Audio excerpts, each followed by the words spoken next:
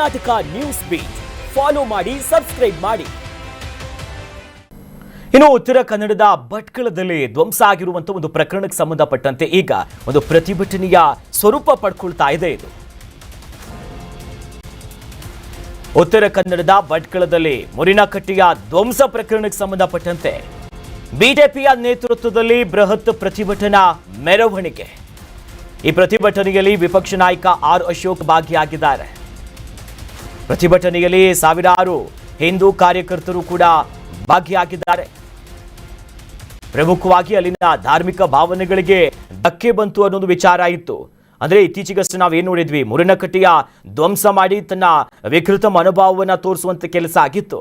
ತದನಂತರದಲ್ಲಿ ಆ ಭಾಗದಲ್ಲಿ ಒಂದು ರೀತಿ ಬಹಳ ಸೆನ್ಸಿಟಿವ್ ಝೋನ್ ಆಗಿನೇ ಗುರುತಿಸ್ಕೊಳ್ತು.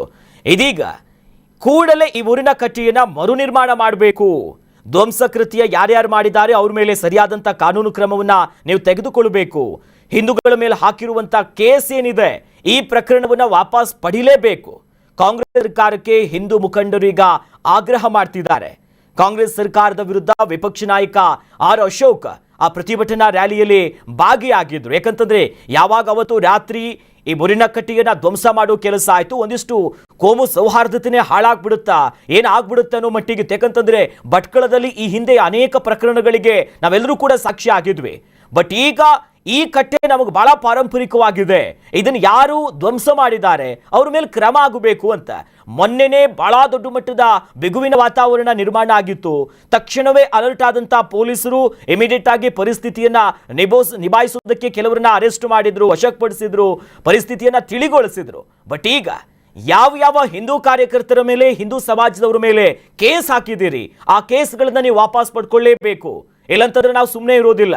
ಮತ್ತೊಂದು ಕಡೆಯಲ್ಲಿ ಪುನರ್ ನಿರ್ಮಾಣ ಆಗಬೇಕು.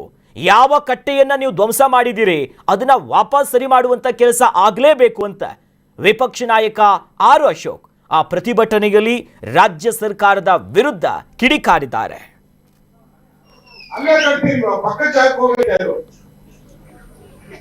ನ್ಯಾಷನಲ್ ಹೈವೇನಲ್ಲಿ ಆಕ್ಸಿಡೆಂಟ್ ಆಗ್ತಾ ಇತ್ತು, 16 ಜನ ಸತ್ತಿದ್ದಾರೆ ಅಂತ ಗೊತ್ತಾದ್ಮೇಲೆ ಇಲ್ಲಿರುವಂತಹ ಹಿಂದೂ ಮುಖಂಡರುಗಳೆಲ್ಲ ಪಕ್ಕದಲ್ಲಿ ಕಟ್ಟೋಣ ಅಂತ ಮಾಡಿದ್ರು.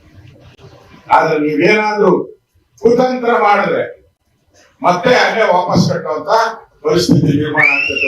ಹೆಸರು ಕೊಡ್ತಾ ಇದ್ರಿ, ಇದೇನು ಹೊಗಳ ಮಾತಲ್ಲ. ಇದೊಂದು ಮತ್ತೊಂದು ಚಿಕ್ಕಮಂಗ್ಳೂರಲ್ಲಿ ಆಯ್ತಲ್ಲ, ಏನು ದತ್ತಮಾಲೆ, ದತ್ತಮಾಲೆ, ದತ್ತಪೀಠ, ಆ ತರ ಆಗದ್ ಬೇಡ. ನಾನು ಪೊಲೀಸರಿಗೆ ಮತ್ತು ಜಿಲ್ಲಾಡಳಿತಕ್ಕೆ ಎಚ್ಚರಿಕೆಯನ್ನ ಕೊಡ್ತಾ ಇದ್ದೀನಿ. ಮತ್ತೊಂದು ದತ್ತಪೀಠ ಆಗಕ್ಕೆ ಅವಕಾಶ ಕೊಡಬೇಡಿ. ಎಲ್ಲಿ ಕಟ್ಟಿದೀರೋ ಅಲ್ಲೇ ಮತ್ತೆ ಕಟ್ಟಬೇಕು, ಇನ್ನೂ ಭದ್ರವಾಗಿ. ಈಗೇನ್ ಕಟ್ಟಿದ್ರು ಎಲ್ಲ ಆಲೋ ಬ್ರಿಕ್ಸ್ ಅಲ್ಲಿ ಕಟ್ಟಿದ್ರು, ನೆಕ್ಸ್ಟ್ ಆಲೋ ಬ್ರಿಕ್ಸ್ ಅಲ್ಲ, ಕಲ್ಲಲ್ಲೇ ಕಟ್ತೀರಿ, ಗ್ರಾನೈಟ್ ಕಲ್ಲಲ್ಲೇ ಕಟ್ತೀರಿ, ಪರ್ಮನೆಂಟ್ ಕಾಂಕ್ರೀಟ್ ಹಾಕಿ ಕಟ್ತೀರಿ. ನಾವು ಒಳ್ಳೇದಾಯ್ತು, ಇಲ್ಲಾಂದ್ರೆ ಹಂಗೆ ಇರೋದು. ಫಸ್ಟ್ ಕ್ಲಾಸ್ ಗ್ರಾನೈಟ್, ಎಷ್ಟು ಬೇಕೋ ಗ್ರಾನೈಟ್ ನಾನೇ ಕೊಡಿಸ್ತೀನಿ.